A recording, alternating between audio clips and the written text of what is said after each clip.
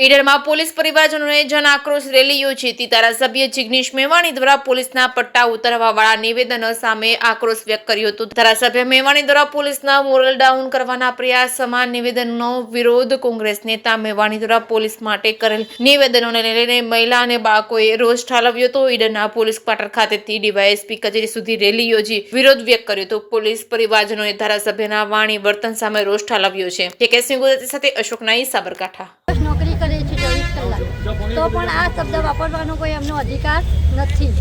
રાત દિવસ નોકરી કરવાથી ઘેર આવ્યા પછી પણ અમને બાળકો શાંતિથી સૂઈ રહેવા પણ નથી દેતા। એ પોઝિશનમાં અમારા બાળકો નોકરી કરી રહ્યા છે, તે બદલ મારો ખૂબ ખૂબ આભાર। ધારાસભ્ય વડગામના જિગ્નેશ મેવાણીએ પોલીસના પટ્ટા ટોપી ઉતારવાની જે વાત કરી છે એ એકદમ તદ્દન ખોટી છે। એ એમની મહેનતથી અને કોઈએ દયાદાનથી નથી, કંઈ એમને દયાદાનથી નથી એમને પોલીસની આ પટ્ટા ટોપી મળી છે, એમની મહેનતથી મળી છે। અને આ ખોટી રીતે જિગ્નેશ મેવાણીએ જે આ કર્યું છે ખોટું જ કર્યું છે। આગામીના દિવસે જો એ માફી નહીં માગે તો ઉગ્ર આંદોલન કરવામાં આવશે। અને પોલીસ અડધી રાત્રે જમતા એમને જવું પડે છે, કોઈ તહેવાર કરવા મળતા નથી। એ કોઈએ વિચાર્યું એમની જિંદગી કેવી રીતે જીવી રહ્યા છે? અડધી રાતે પોલીસનો ફોન આવ્યો તો એ ઊંઘમાંથી ઉઠીને જાય છે।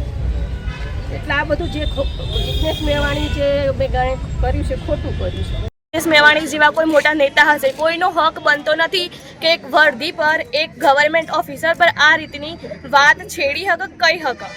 મારું કહેવાનો મતલબ એટલો જ છે કે જે એને ભાષા વાપરી છે, એને જે શબ્દો વાપર્યા છે એ ખોટા છે। અમને વ્યથા ખબર છે, અમારા પપ્પાઓની અને પોલીસવાળા 24 કલાક જે નોકરી કરે છે એની વ્યથા અમને ખબર છે।